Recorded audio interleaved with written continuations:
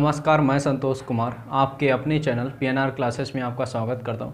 हमने last videos में algebra की बेसिक सेट थ्योरी में कुछ कॉन्सेप्ट डिस्कस कर चुके हैं, जिसके सेट की डेफिनेशन, सेट के टाइप्स और उनके ऑपरेशन जैसे कि intersection, union, difference of set और सिमेट्रिक डिफरेंस ऑफ सेट के बारे में हमने बहुत विस्तार से चर्चा की। और वहाँ हमने वेन डायग्राम से भी सेट के बारे में जाना। वेन डायग्राम की हेल्प से बहुत सारे क्वेश्चन भी अपने इजीली वे से होल्ड किए हैं। इन सभी को विस्तार से जानने के लिए आप पिछली वीडियोज़ पर विजिट करें और वहाँ से वीडियो को देखकर आप अपने कॉन्सेप्ट को क्लियर कर सकते हैं। और यदि आपको वीडियो पसंद आती है तो वीडियोज को लाइक करें, शेयर करें और कमेंट करके ज़रूर बताइएगा कि वीडियो आपके लिए कितनी बेनिफिशियल रही हैं। आइए इस वीडियो में भी हम अलजेब्रा की बेसिक सेट थ्योरी के बारे में ही डिस्कस करेंगे। इस लास्ट वीडियो जब हमने कार्टेशियन प्रोडक्ट के बारे में पढ़ा था, वहाँ हमने कार्टेशियन पे केवल डेफिनेशन ही एक्सप्लेन कर पाए थे।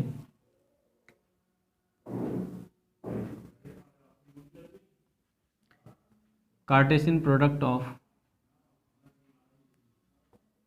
सेट्स, इसे हिंदी में कार्तीय गुणनफल कहा जाता है।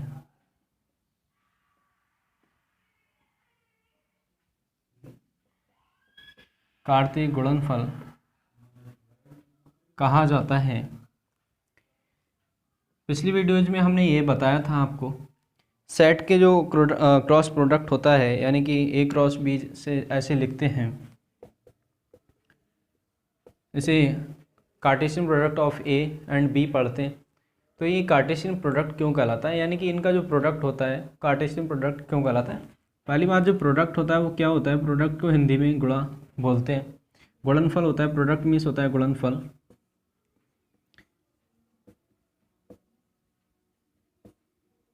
जैसे कि 3 इंटू 2 की मल्टीप्लाई करेंगे तो 6 आता है। तो यहाँ पर 6 क्या कहलाता है, प्रोडक्ट किसका कहलाता है, 3 और 2 का प्रोडक्ट क्या होता है, 6 होता है।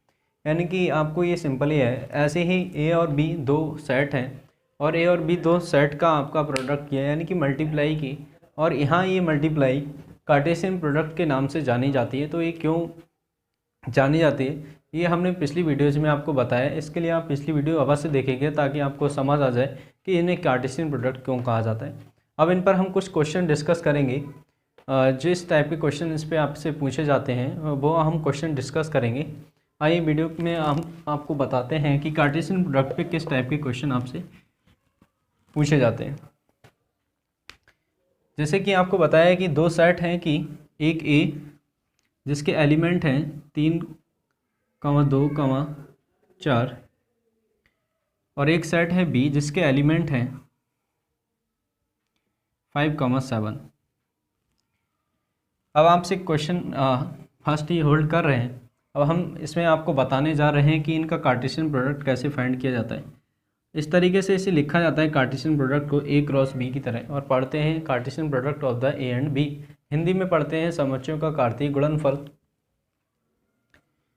अब इसे क्या करते हैं, होता क्या है कार्टेशियन प्रोडक्ट कि ये ऑर्डर्ड पेयर जो आपको लिखना बताया था ए कॉमा बी, जब दो एलिमेंट होते हैं ए और बी, दो एलिमेंट हैं, तो इसे दो तरीके से लिख सकते हैं अलजेब्रिक स्ट्रक्चर में। या तो बी कॉमा ए लिख सकते हैं या फिर ए कॉमा बी लिख सकते हैं। ए कॉमा बी और बी कॉमा ए ये आपस में बराबर नहीं होते, क्योंकि इन्हें जब ज्योमेट्रिकल रिप्रेजेंट किया जाता है तो इनकी पोजीशन अलग अलग आते, अलग अलग जगह पर रिप्रेजेंट होंगे। अगर 3 कॉमा, फॉर एग्जांपल ए की वैल्यू यदि 3 ले ली जाए और बी की वैल्यू 2, तो ये हो जाएंगे 3, 2, और ये हो जाएगा आपका 2, 3। तो इस चीज़ को आप जब ग्राफ पे रिप्रेजेंट करेंगे तो ये अलग अलग क्वाड्रेंट में रिप्रेजेंट किए जाएंगे।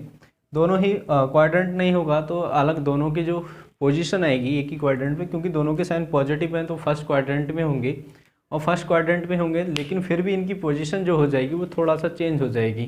यानी कि कोई वस्तु कहीं रखी थी वो दूसरी जगह रिप्रेजेंट की जाए, तो इस वजह से इनमें थोड़ा सा अंतर आ जाएगा। लेकिन इसे दो तरीके से लिख सकते हैं, लेकिन इनकी पोजीशन में डिफरेंट आ जाएगा। आप इस बात को देखिएगा। ऐसे इस प्रकार के जो ऑर्डर्ड पेयर, ये क्या कहलाता है, ऑर्डर्ड पेयर कहलाता है।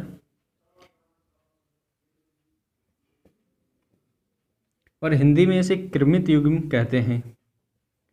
हिंदी में इसे कृमित युग्म कहा जाता है।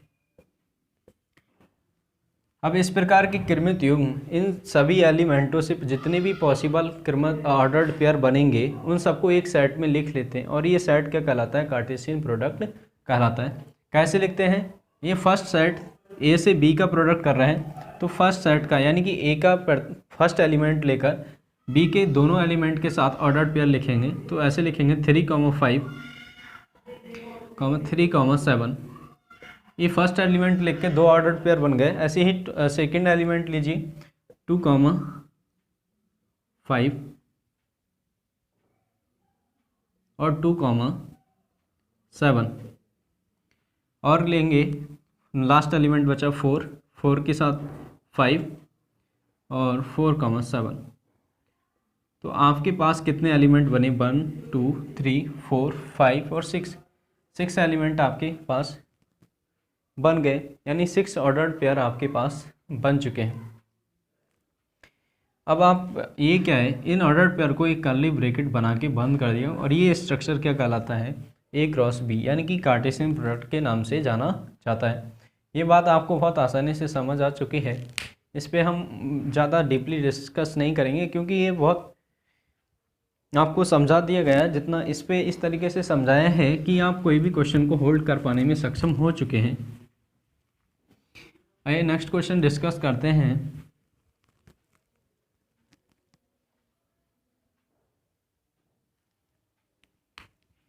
यदि इस टाइप से पूछ ले जाए, आपको एक सेट दिया जाए ए, और ए के कुछ एक एलिमेंट ले लिए 1,2। आपसे कहा जाए फाइंड द वैल्यू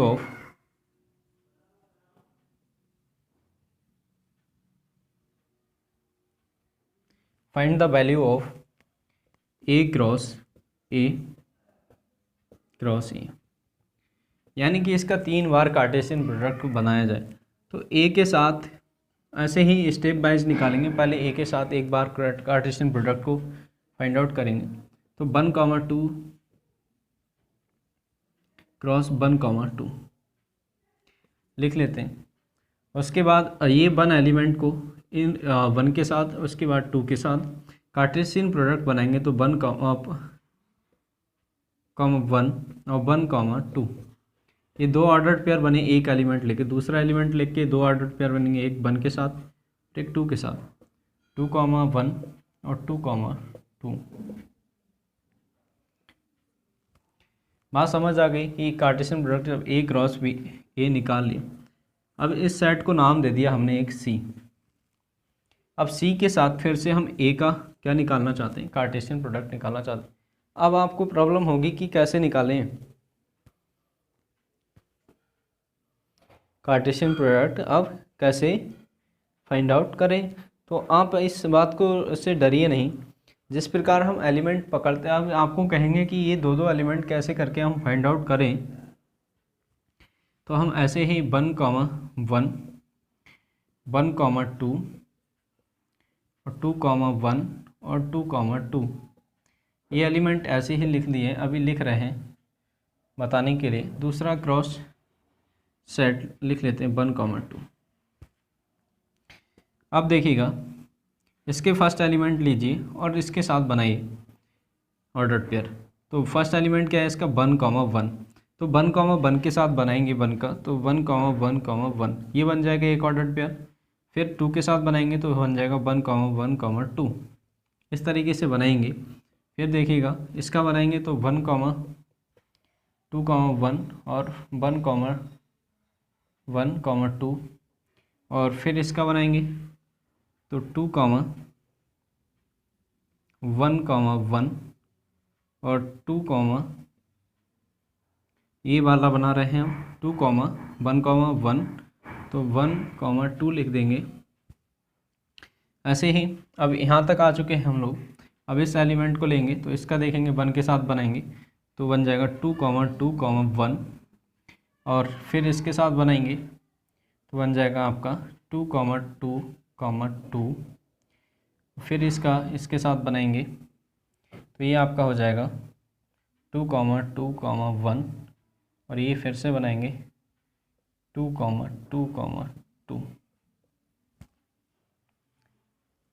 ये आपके क्या हो गए, ऑर्डर्ड पेयर बन गए। इतने सारे ऑर्डर्ड पेयर, ये इन सबको एक कर्ली ब्रैकेट बनाकर क्लोज कर दिया। अब सी को क्या लिखा था, अपने पास से लिखा था हमने ए क्रॉस ए। आपको बताना चाह रहा था ए क्रॉस ए को यदि आप सी पढ़ लेंगे, ए क्रॉस ए को यदि आप सी पढ़ लेते हैं तो इससे कुछ नहीं होगा, केवल आपका माइंड सेट आ जाएगा कि हम केवल दो ही एक सेट के टाइप से बिहेवियर करेंगे जैसे कि वन एलिमेंट का बिहेव कर रहे थे। अब नेक्स्ट क्वेश्चन डिस्कस करते हैं। तो इस तरीके से आप कार्टेशियन प्रोडक्ट को फाइंड आउट करने में सक्षम हो चुके हैं। आई होप कार्टेशियन प्रोडक्ट आपको आसानी से समझ आ चुका है। अब कार्टेशियन प्रोडक्ट से नेक्स्ट स्टेप पे चलते हैं, रिलेशन पे बात कर रहे हैं। रिलेशन पे कि रिलेशन क्या होता है।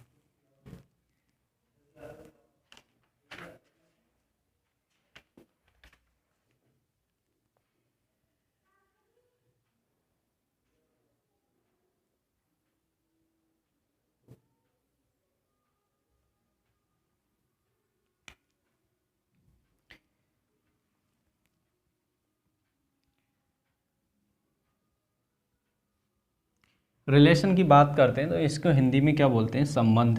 क्या बोलते हैं, संबंध। इसे हिंदी में संबंध कहा जाता है।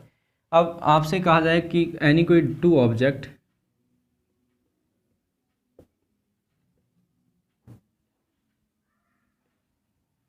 एनी टू ऑब्जेक्ट्स और एनी टू पर्सन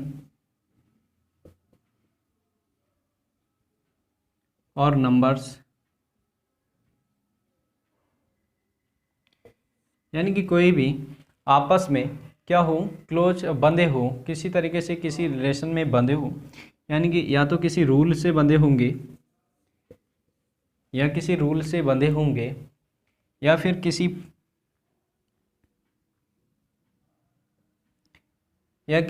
कथन से बंधे होंगे। कथन को हिंदी में इंग्लिश में बोलते हैं स्टेटमेंट, यानी कि किसी स्टेटमेंट से बंधे होंगे। तो ये स्टेटमेंट क्या कहलाता है, रिलेशन कहलाता है, यानी कि ये रूल क्या कहलाता है, रिलेशन कहलाता है। फॉर एग्जांपल की बात करें तो जैसे कि आपसे बात की जाए, यदि आपसे कहा जा रहा है A is relative to B, ऐसे समझो, A is relative to B implies that. अब इसका रिलेशन क्या है कि बी 2 टाइम्स है ए का, बी 2 टाइम्स है ए का, यानी कि जो बी है वो 2 गुना है ए का। तो ये क्या है, एक रिलेशन है और ये इस रिलेशन से दोनों आपस में बंधे हुए हैं। तो इसे पढ़ते हैं ऐसे करके, ए इज रिलेटिव टू वी, यानी कि हिंदी में पढ़ते हैं ए का संबंध है बी से। और वो संबंध क्या है, तो इस बारे में आप समझेंगे। तो संबंध क्या है कि बी जो है वो 2 टाइम्स है। अब इसका एक एग्जांपल बताएं तो कैसे। और यहाँ ए और बी क्या है, ए और बी जो हैं वो रियल नंबर्स हैं। क्या है, रियल नंबर्स हैं। तो अब हम बात करते हैं जैसे कि 2 is relative to 4, 2 is relative to 4, यानी कि जो b है, ये वाला डिजिट b है और ये वाला डिजिट a है। अब b का वैल्यू है 4 और a की वैल्यू है 2। अब 2 में 2 से मल्टीप्लाई करोगे तब आएगा 4। ये रिलेशन इस तरीके से लिख सकते हैं, या फिर लिख सकते हैं 8 इज रिलेटिव टू 16। तो 8 क्या है, कैसे रिलेटिव है 2 से, 8 का 2 टाइम्स करोगे तब आपका 16 आ जाएगा। बहुत सारे एग्जांपल ले सकते हो आप। 8 इज 9 लिखते हैं, 9 इज रिलेटिव टू 18, तभी भी ये रिलेशन क्या है, इसमें यही रिलेशन बाउंड है। यानी कि b क्या है, b वाला जो एलिमेंट है वो 2 टाइम्स है, ट्वाइस है किसका, a का। तो ए का ट्वाइस है। ये आपको रिलेशन समझ आ चुका है कि इस तरीके से रिलेशन आपस में बने होते हैं। यही नियम या स्टेटमेंट जो भी आपका बांधे हुए होता है दो एलिमेंट को या किसी दो ऑब्जेक्ट्स को, तो ये क्या कहलाता है, रिलेशन कहलाता है।